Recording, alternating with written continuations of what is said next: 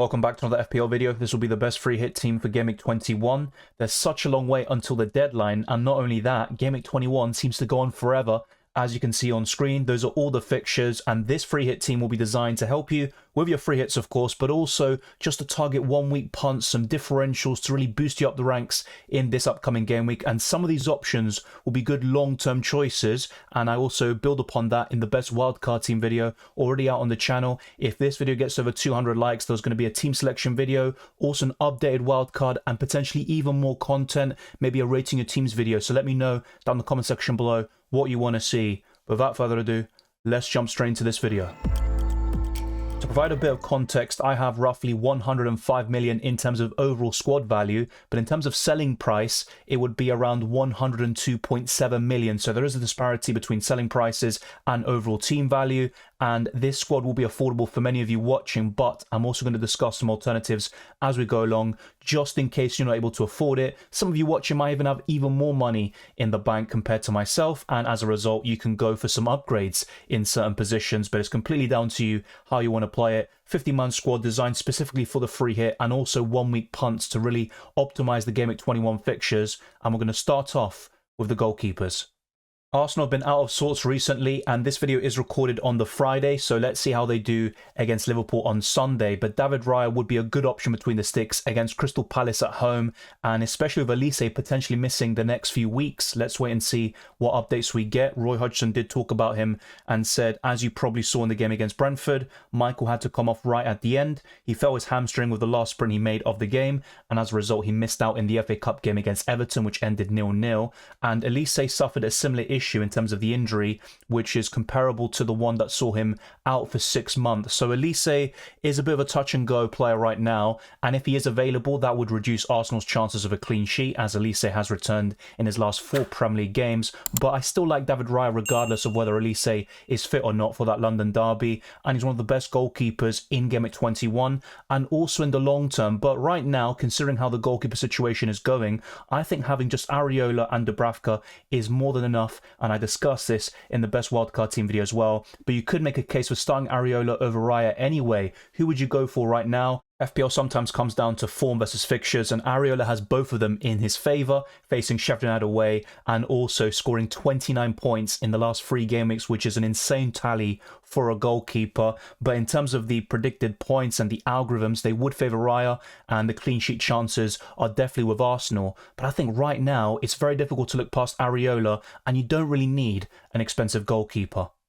Estupiñán was a very template option at the beginning of the season, and since his return from injury, he's been very impressive, scoring an amazing goal against Tottenham Hotspur and following that up with a clean sheet against West Ham away in a game which Brighton really should have won. And Estupiñán is known for the attacking potential, the assist, the creativity, and the bonus points. So he's very similar to Pedro Porro in terms of not getting many clean sheets, but the attacking potential will always bail him out. And if you aren't going for Trent, I think a really good way of covering that is going for these offensive fullbacks like Estupiñán and Pedro Porro, and this free hit team will have a lot of different options compared to what you normally see in these types of videos. And also the wildcard teams, there's no Pedro Porro, no Saliba, who are good long-term options, but on the free hit I would go for neither of them with this setup. Next up, another surprise you could argue is Gusto, another cheap defender, and I think on paper he's one of the best defenders in Gameweek 21 specifically, but he also has good long-term fixtures there, and Chelsea can still do quite well in the majority of these games. But as we all know, Chelsea are very inconsistent and they could surprise us. But Trent, I think, is undisputed. He's someone you kind of lock in on the wildcard free hit using normal transfers. It doesn't really matter, but Trent has the attacking potential, the clean sheets. Liverpool are top of the league right now, and they're looking very impressive. Only 1 defeat all season, and Trent is now coming back to his best. In the last month or two, he has gone to another level, and since Game Week 8, he has outscored the likes of Salah and pretty much any FPL asset you could name. So Trent Alexander-Arnold does make it, and it's a very comprehensive one at that. For me, he's the best defender in the game by some distance. Now, the next 2 defenders will pretty much make your bench, as I'll discuss using FPL.team. I'm going to go for a West Ham defender, but not Soufal. He did miss out in the last game against Brighton, but instead I'll go for Emerson Palmieri. And if you don't go for Areola between the sticks and you choose Raya, Alisson, or another goalkeeper to start, you can cover the West Ham defence with an option like Emerson Palmieri. He won't get many attacking returns or bonus points, but the clean sheet is certainly possible against bottom of the league Sheffield United. But the final defender is going to be an interesting one. He's been in great form recently, not many clean sheets, but he's getting attacking returns against the likes of Arsenal, and he's looking very impressive, and that's Doughty from Luton Town, and it's a decent fixture against Burnley, but he would sit on your bench. I wouldn't start him over the likes of Trent, Estupinian or Gusto, but you could make a case as a fourth defender option. I could think of worse than Doughty in Gameweek 21, and we will have a lot of money in the bank with this setup, so you could upgrade these positions if you wish, but I don't think it's worth having a really stacked bench. Of course, having one good option on the bench is always preferable, but you don't need to have 2 or 3 great options like Foden's and Pedro Porro's and Saliba's on your bench, because you could see a lot of bench points, and on the free hit, you want to invest most of your money into the starting 11 and having 1 or 2 decent backups just in case someone misses out. Saka ended a run of 4 successive blanks of return against Fulham, but it's still not enough. I have to see much more from him and Arsenal, who have been very disappointing in the last week. 2 defeats on the bounce against 2 London rivals, and Arsenal have really struggled in London derbies. It's Crystal Palace at home next. They've only beaten Brentford and Crystal Palace this season, but the rest have been draws or losses, and Arsenal really need to get their act together if they want to make a title charge in the second half of the season. But Saka has 50 chances created for the campaign, and he's got some very good numbers. His goals and assists are in fact identical to this stage last season, so I don't think Saka's been absolutely terrible like some people are saying. The recent performances haven't been there, and I still think there have been better all-round performances from him, but he's still getting the returns. The underlying numbers are very solid, and I think Arsenal in general just aren't clicking in the offensive line, and Saka isn't connecting as well with Martinelli and Gabriel Jesus as he did last season. I'm also going to go for Palmer, a very simple one, 18 points, everyone's going to buy him, and it wouldn't surprise me if he had millions of transfers in by the time we get to the Gameweek 21 deadline. He's already a template option at around 20-25% ownership, whatever it may be. It's going to get to 30-40% very soon, and there is a reason for that. He is game-breaking value at this price. And Jarrod Bowen, I'm seeing some concerns about him because Lucas Paqueta is injured. You've also got the likes of Kudus after the African Cup of Nations, but Bowen should still do quite well regardless of who he has next to him. Yes, there could be a dip, and the same goes for Richarlison with no Heung-min Son, and if Maddison's still out, you could see a similar situation for Richarlison and Bowen, but Bowen can do well on the right-hand side, down the middle, and it doesn't matter who he plays with. He gets returns. He is so consistent this season, and I would expect him to tick along nicely over the next few weeks. He might not be as appealing as he was a few weeks ago or even a month ago, but the fixtures are still there. Bowen is very consistent. He's got good underlying numbers. He returns more often than not, and I wouldn't overcomplicate it with Jarrod Bowen. Just buy him, and I still think he's one of the top 3 Salah or Son replacements. I think these 3 you see on screen are the top 3, and then it comes down to your preferences to fill the 4th and 5th slots. Now I'm going for Foden in this free hit team because we did get an update on Erling Haaland, and it's not too promising from Pep Guardiola. He said they are training with us for the last 2 free sessions in regards to Haaland, Doku and De Bruyne. Jeremy feels really good. Kevin as well. We have to be patient with Kevin and give him the right minutes. Erling is a little bit better. It's Bones, so we have to be careful. He's done 2 or 3 sessions and feels good after. I don't know for Sunday or Newcastle, but hopefully for the rest, they will be ready. So that does put Haaland in doubt yet again for Gameweek 21. I still think there's a chance that he will start, but to cover that Man City attack, if Haaland misses out, I definitely go for Foden. And why cover the Man City attack when they're facing Newcastle away? Because Newcastle have the worst expected goals conceded of any team in the Premier League over the last 6 game weeks, with 20 expected goals conceded in 6 game weeks. Second lowest is Tottenham Hotspur with 12.5. There is a massive difference. Newcastle are leaking chance after chance, and you could argue that them conceding around 7 XG against Liverpool plays a huge part, but Newcastle would still be top in that time frame. So there's something wrong with their defense. They've got a lot of injury problems. Something's not right, and they need to fix things very soon. Otherwise, they could get battered by Man City, and let's see how they do in that fierce derby against Sunderland in the FA Cup. But the 5th midfielder, the final one I'm going to go for in this free hit team, is another differential, the biggest differential of the lot you'll see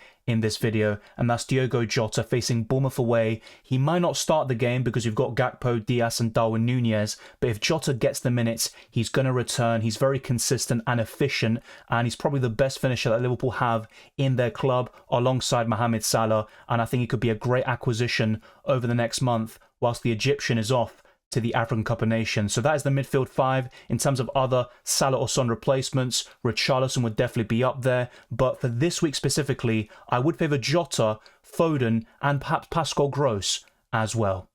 Ivan Toney is finally available to play, and there is no red flag whatsoever. Up until a suspension last season, he was the second best forward in FPL, rivaling the likes of Erling Haaland and Ollie Watkins, who has now taken his spot as the second best forward in FPL. But Toney could claim it back in the second half of the season. He could be a massive differential and a difference maker to your FPL teams. And Nottingham Forest looks like a plum fixture. They have been good under Nuno Espirito Santo, but I would still back Toney to do well in this game. All I'm concerned about is the match sharpness and the fitness levels overall, but there's plenty of time between now and the deadline for Toney to get his match sharpness up and all of that jazz for him to be a great FPL option once again. I'm also going to go for Ollie Watkins against Everton away. He's so consistent, and Everton have struggled in recent games. They haven't won in the last couple. They got battered by Wolves, also lost comprehensively to Man City after they made a great comeback, and they also drew in the FA Cup against Crystal Palace, although that ridiculous decision to son of Calvert-Lewin also played a part.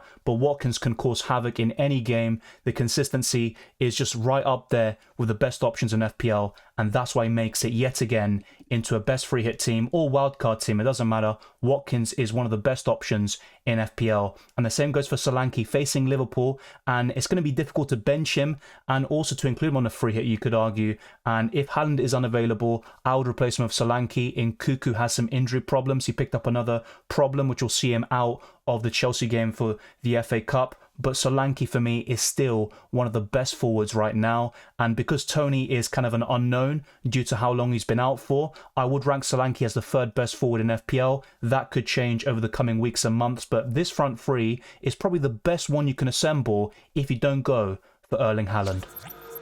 In terms of the lineup for the best free hit team for Gameweek 21, I've gone for David Raya in goal. Well, actually, to be quite honest with you, the algorithm has gone for him because he's got the highest expected points of any goalkeeper in Gameweek 21. The back three will be Estupinian, Gusto and Trent Alexander-Arnold. The midfield would be Saka, Bowen, Foden, Palmer and Diogo Jota, with Watkins and Toney up front, and the bench would be Areola, Solanke, Emerson and Doughty. But if it was me personally, I would go for the foreman fixture and play Areola over Raya, but as you can see, the expected points does drop quite substantially, and if you are someone who really adheres to that, maybe that will bother you a little bit. It doesn't really to me, so I would go for Areola in goal over David Raya, and I wouldn't go for any Arsenal defender at this moment in time. Solanke is definitely one you could start over certain players, even Diogo Jota, who's got low expected points, and there are other options to consider, like Pascal Gross, or even a second Arsenal attacker like Martin Odegaard, but I'd be very happy with this setup,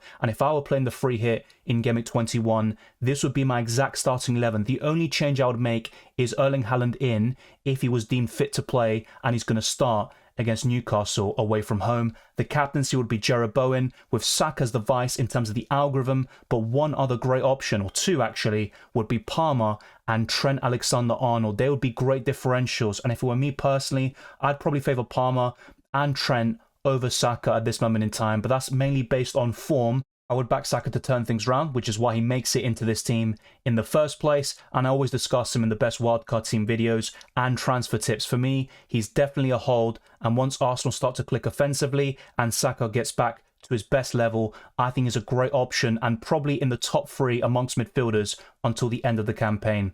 Thank you very much for watching this video. If you enjoyed it or found it useful, then be sure to smash the like button and subscribe for new. Let's try to get this video to the 200 likes, and let's keep on pushing towards 23,000 subscribers and beyond. You can follow me on Twitter and Instagram, DylanRCM, and check all the links in the description below for the Patreon, Championships Discord server, the FPL League, and much more. I wish you all the best of luck for Gameweek 21 and the rest of the season, and I'll see you next time.